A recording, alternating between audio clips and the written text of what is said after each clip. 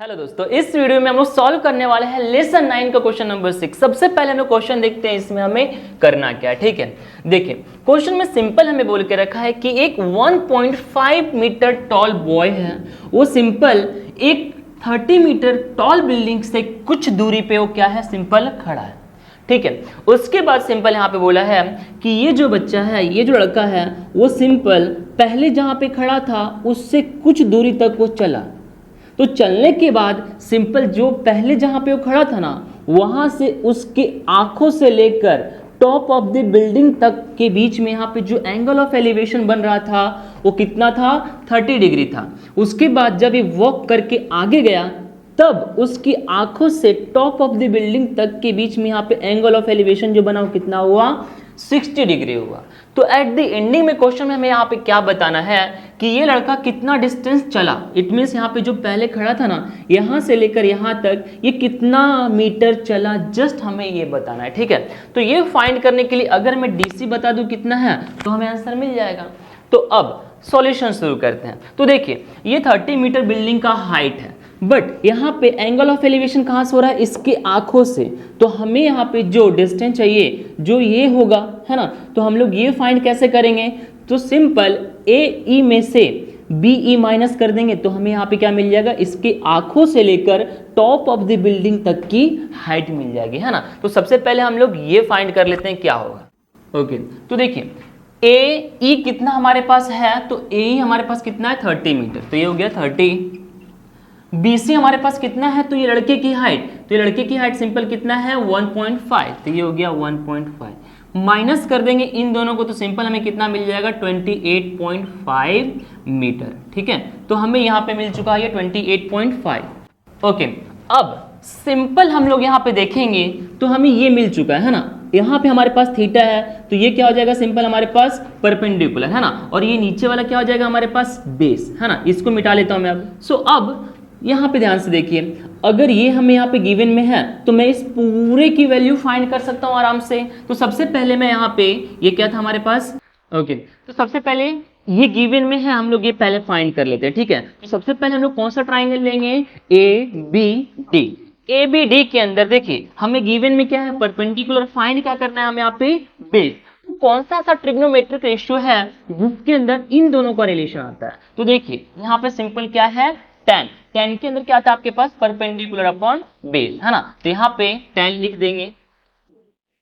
अब थीटा हमारे पास कितना है पहले, तो ये है 30 डिग्री, तो ये हो गया आपके पास 30। अब यहाँ पे क्या होता है, tan परपेंडिकुलर अपॉन बेस, तो ये गया परपेंडिकुलर अपॉन बेस। अब परपेंडिकुलर हमारे पास कितना है, तो AB, तो ये हो गया आपके पास AB, और बेस हमारे पास कितना है यहाँ पे, तो ये है BD, तो ये हो गया BD।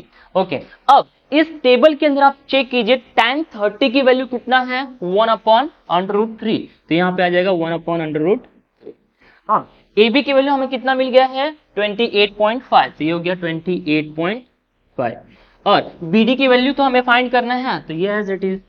आगे बढ़ते हैं तो क्रॉस मल्टीप्लिकेशन करेंगे तो BD एज इट इज, और यहाँ पे ये 28.5 √3 से मल्टीप्लाई होगा तो क्या बन जाएगा, 28.5 √3।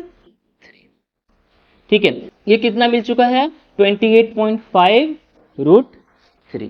ओके, अब हम लोग सिंपल ये भी फाइंड कर सकते हैं। अब चूंकि हमें यहाँ पे क्या मिल चुका है, बेस मिल चुका है ना, तो अब हम लोग यहाँ पे ये वाला, ये यहाँ से लेकर यहाँ तक, तो हम लोग यहाँ पे सिंपल ये भी फाइंड कर सकते हैं। ये हमारे पास परपेंडिकुलर है और ये हमारा बेस हो जाएगा, है ना। तो अब हम लोग कौन सा ट्राइंगल कंसिडर करेंगे, ए बी और सी।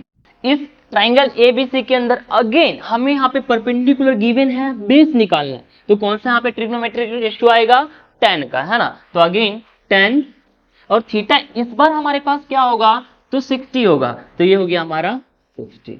Again perpendicular upon base, perpendicular इस बार हमारे पास सेम वही रहेगा AB, बट इस बार हमारे पास बेस चेंज हो जाएगा, क्या हो गया आपके पास, BC, तो ये हो गया BC।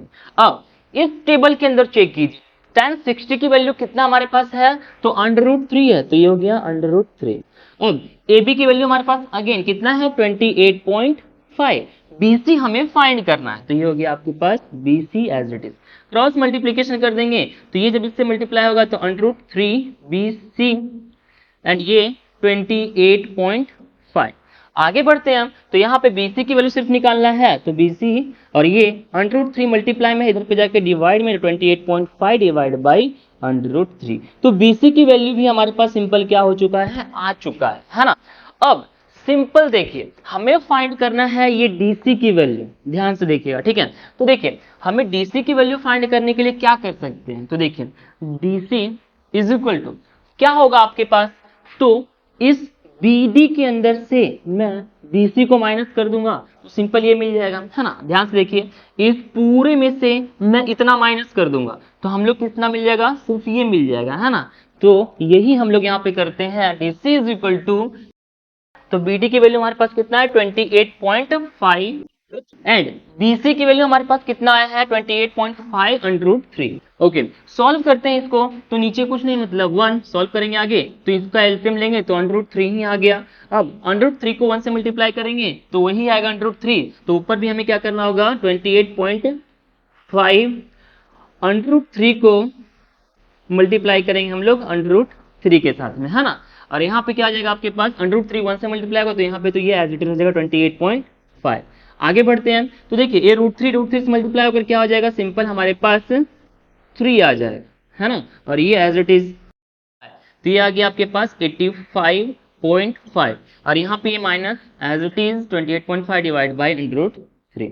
आगे बढ़ते हैं, तो जब हम लोग 85.5 को 28.5 से माइनस करेंगे तो हमारे पास सिंपल आंसर कितना आ जाएगा 57, है ना, √3 एज इट इज। अब कभी भी हमारा जो वैल्यू है अंडर में नहीं होना चाहिए, किसमें, डिनोमिनेटर में, है ना। डिनोमिनेटर में कभी भी अंडर में वैल्यू नहीं होना चाहिए, तो हम लोग इसको रिमूव करने के लिए सिंपल क्या करते हैं, रेशनलाइजेशन, है ना। इसके लिए हम लोग क्या करते हैं, डिनोमिनेटर को upper side and down side दोनों साइड क्या करते हैं हम लोग मल्टीप्लाई कर देते हैं, है ना। तो मल्टीप्लाई होने के बाद सिंपल क्या आ जाएगा, ये 57 मल्टीप्लाई √3 के साथ में, तो 57 √3 एंड नीचे साइड में आ जाएगा सिर्फ और सिर्फ 3।